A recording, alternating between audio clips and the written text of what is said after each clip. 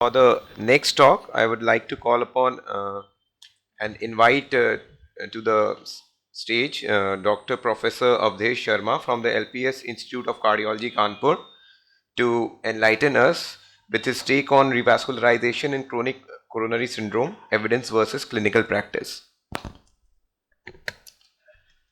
Good evening, respected chairpersons, panelists, and all esteemed audience. My today's topic is basically revascularization in chronic coronary syndrome, the evidence versus real world practice. As we all are well aware with the fact that chronic coronary syndrome affects millions of the people in the world, and the treatment is basically revascularization either in the form of CABG or either in the form of PCI. And if I talk about different guidelines or evidences, specifically based on the whether it is COURAGE trial, whether it is ischemia trial, then all the guidelines recommends initially the first choice is optical medical therapy, and revascularization is reserved only for high risk anatomies or for symptomatic relief. But if we thought or if we see in real world practice, then there is a wider gap and majority of things are happening in a opposite direction. And I am not hesitant to say in front of so many renowned interventional cardiologists present here, whether it is Dr. Alok or Dr. Ambuz, Dr. Assis, that we people are doing revascularization in chronic coronary syndromes approximately 3 to 5 times more as based on recommendations or guidelines. The factors are so many behind it. They may be patient preference, they may be your preference, because as an interventional cardiologist, nowadays we people are acting like a plumber. जैसे नाली खोलने का काम करते हैं तो we people are just doing a work of opening the coronary arteries. And also reimbursement. Everything because of so many schemes, everything is free of cost. Patient भी कहता है कि सर आयुष्मान है मेरा, अप्रूव्ड है, दीनदयाल है मेरा, इंश्योरेंस किया हुआ है, ब्लॉकेज है तो आप स्टंट डाल ही दीजिए इसमें, अब मेरे बिना स्टंट के नहीं रहना है. और stunts nowadays acts as a placebo therapy. आपने इवन 50%, बहुत सी जगह 50% स्टेनोसिस में भी स्टंटिंग कर दी, patient is not now feeling very better कि सर एंजाइना गायब हो गया, दर्द हमारा गायब हो गया. So today's I will talk in next 10 to 12 minutes on these few aspects. So before starting my talk, there is one question to all. Should all patients with chronic stable angina be treated with medical therapy alone? And I am pretty much sure that so many physicians sitting here can treat chronic coronary syndrome very well or in a better state than the interventional cardiologist. And many of your patients are on medical treatment for chronic stable angina for a long duration of time, and they are still alive for 10 or 15 years. And the patient who had undergone intervention or stenting, he or she may die within the coming 3 or 4 years. So I am not discouraging revascularization, but definitely there must be a balance between medical therapy and revascularization, and everything must be done in a judicious manner based on the guidelines. So as an interventional cardiologist, my answer to this question is no. Definitely each and every patient cannot be treated on medical therapy. There must be a balance. And I completely agree that medical therapy should be given priority over PCI in management of stable CAD patient. But should it apply to all? The answer of this question we will discuss in few other slides. But in each and every chronic coronary syndrome, optical medical therapy is the first choice. There is no doubt it. And each and every patient must be given the benefit of optimal medical therapy for chronic coronary syndrome angina patients. And before starting my talk, I will like to highlight few points regarding the pathophysiology of chronic coronary syndrome. It is basically the gradual progression of atherosclerosis leading to fixed stenosis. There is demand-supply mismatch, dynamic endothelial dysfunction, impaired coronary flow reserves, all leads to angina. And while treating these patients, we have two things in our mind. The first is prognosis improvement. That मेरा patient लंबे समय तक जिंदा रहे, कोई मैं ऐसी therapy दूं. Prognosis must be improved by reducing the risk of myocardial infarction, stroke and cardiovascular death. And these can be achieved by optimal medical therapy in the form of antiplatelet, statins, control of the risk factors, dyslipidemia, antihypertensive agents, so many anti-anginal, very good anti-anginal drugs are available nowadays. And revascularization role is limited to only very specific high risk subgroups, not in each and every patient, it is very clear. So reduction of non-fatal cardiovascular events that ultimately results in improved survival in these patients, whether by optimal medical therapy or whether by revascularization. The second thing in our mind is symptom relief and quality of life कि मेरा patient बिना दर्द के जिंदा रहे, बिना दर्द के चले, बिना दर्द के अपना काम करे.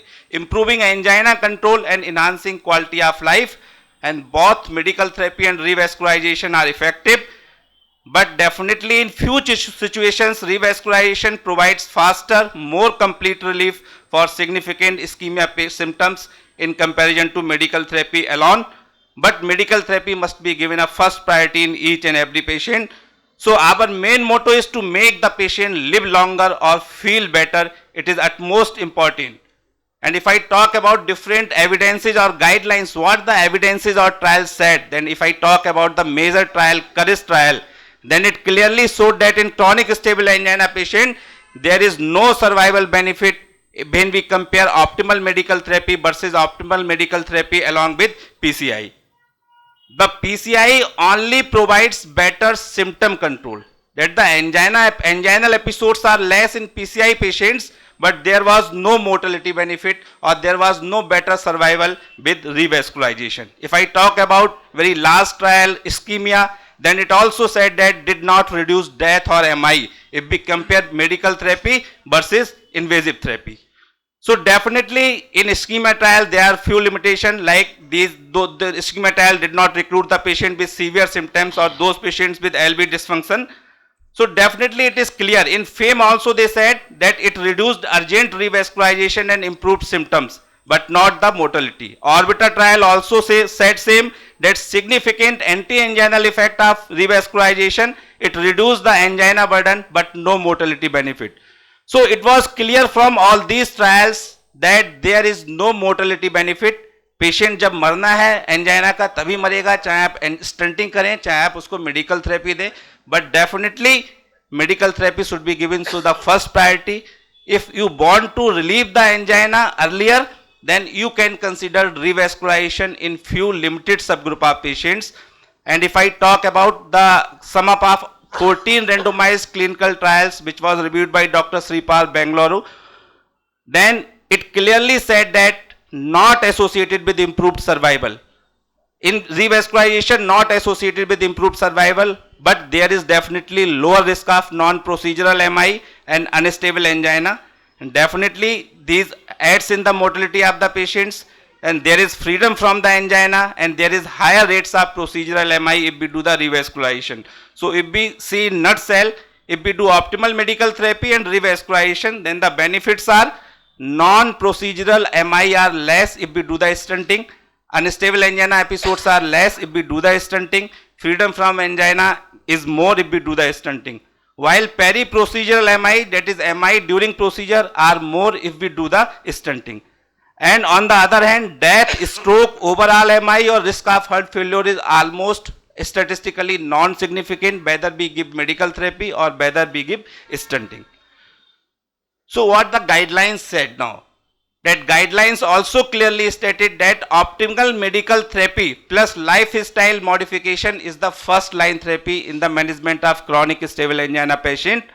So where are the indications of revascularization? So this is the subgroup. This slide is very important, that these patients must be sent for revascularization despite giving them optical medical therapy or continuing them on optimal medical therapy. These patients are those who are having persistent limiting angina despite on optimal medical therapy. You are giving all the optimal medical therapy but still patients having limiting angina of class 3 and 4, then these patients must be sent for revascularization.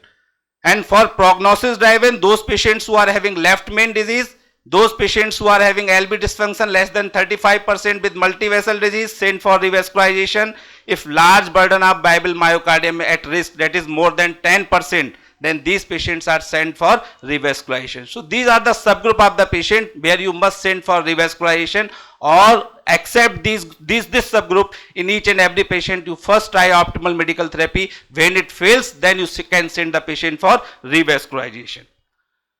So this strongly recommends objective evidence of ischemia, that is functional testing must be done either by FFR or over visual angiography alone. We cannot rely on visual angiography alone.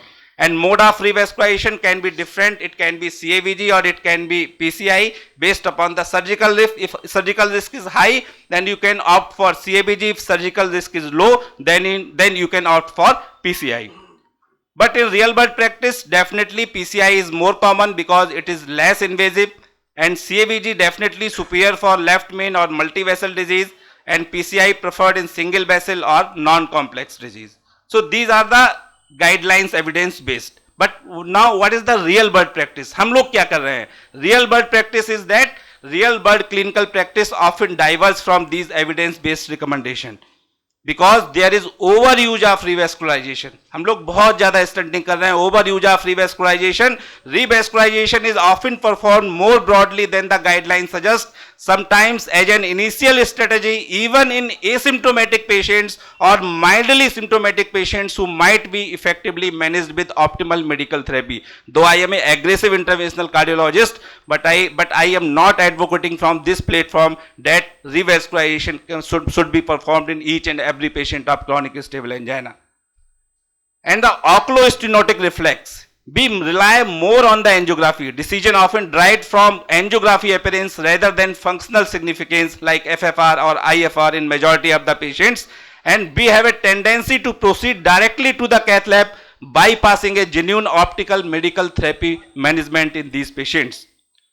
So where we diverge, what are the factors which force us to diverge from the guidelines? These are the factors. That is perception of cure, misunderstanding that PCI prevents future MI in stable disease, leading to patient and physician preference for procedure, and suboptimal OMT delivery. OMT in trials is highly structured, and real world OMT adherence and titration are frequently inconsistent.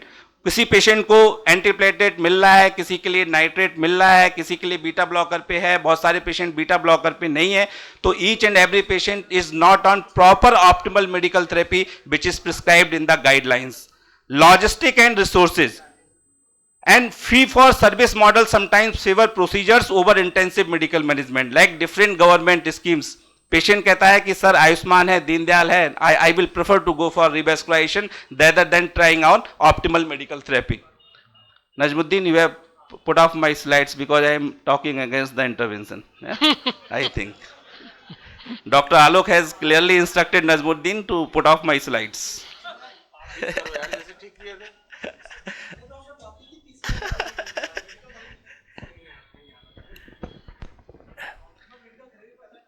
Yeah.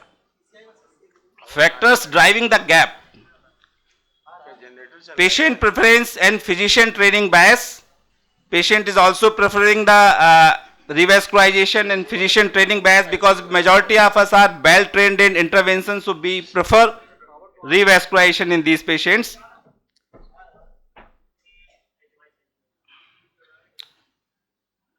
You rightly said, Dr. Alok, है ना? But my message from this podium is that in chronic coronary syndrome patients, each and every patient cannot take for revascularization. There is a specific subgroup which I have stated already, that those patients with LV dysfunction, those patients with LM disease, those patients have persistent angina despite an optimal medical therapy.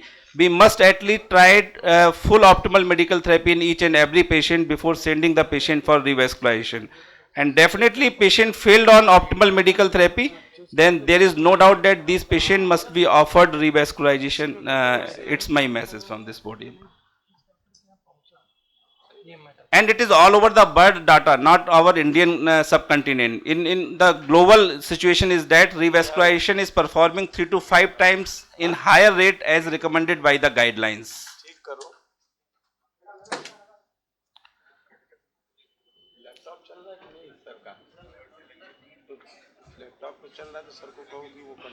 Continue कर दें, आप continue करें, Yeah, continue करिए। I can continue. या And what are the gaps, or we can bridge these gaps? That is the gap between the guideline recommendation and the real world practice. How can we bridge this gap?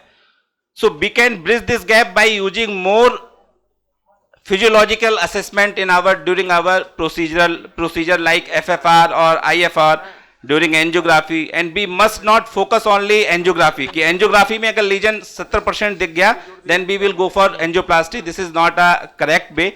We must do the FFR and we must assess the physiological significance of the lesion, and if it is physiologically significant then we can go for angioplasty. Otherwise we can opt for medical management in majority of the patients. And nowadays, Dr. Alok may also be agree with me that physiologic assessment is very less in our clinical practice during revascularization procedures, and we must prioritize optical medical therapy in each and every patient at least for 3 to 6 months before jumping on the revascularization in majority of our patients. And there must be a shared decision making between the patient and the doctor. We must explain to the patient each and everything. If he insists us for a revascularization, then we must explain the patients the harm and benefit related to that. ये नहीं कि सिर्फ हम अपने side की बात उसको बताते जाएं कि जो मैं कहूंगा वो सच कहूंगा और सच के अलावा कुछ नहीं कहूंगा और उसकी सुनने को तैयार नहीं है. If patient is willing for revascularization, then we must can explain him that at this stage you can opt for medical therapy. We can wait for 3 to 6 months, and after that we can go for revascularization if it is required. And we must focus on the appropriate use criteria in majority of our patients. So the takeaways from my talk is revascularization should be individualized. We must assess each and every patient as a separate individual, separate patient, and based on his clinical characteristics, based on his anatomical location of the lesion, based on his LV functions, we can say that this patient is suitable for revascularization or this patient is not. We can wait on optimal medical therapy for few more months. And evidence and practice often diverge in real world scenario. There is a broad gap between two. And we must emphasize patient-centered, physiology-guided approach despite physician approach. We must focus on patient-centered approach, and we must do more physiologic assessment of the coronary artery lesions, and continuous quality monitoring is the key. We must assess our cath lab, we must assess our OPD patients that in up to how much patients our chronic coronary stable angina, those who are going for revascularization, whether they are real indication for revascularization or we are just doing that there is some lesion on the angiography, so we opt for revascularization. So there must be continuous quality monitoring in majority of these cases. Thank you for kind listening. Keep smiling. 90% of your heart problems will resolve automatically.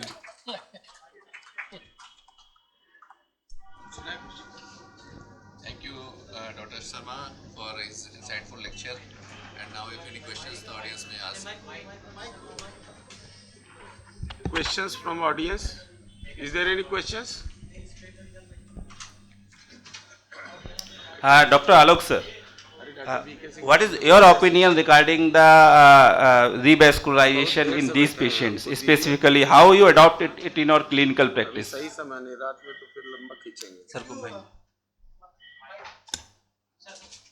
VK Singh boss को भी question पूछवा लीजिए. You know, in chronic stable angina, first option is the optimal medical therapy. And if you see ischemia trial, in ischemia trial, the patient have been randomized after the CT coronary angiogram. Yeah, definitely. Once they have done the CT coronary angiogram, and if there is not a significant left main stenosis was ruled out, then they have randomized for the medical therapy versus revascularization. So we have to keep the balance. Medical therapy is the real therapy which will halt the atherosclerosis process and change the prognosis. But at the same time, if there is a significant left main disease, triple vessel disease, then we should not deny revascularization to our patients. Yeah.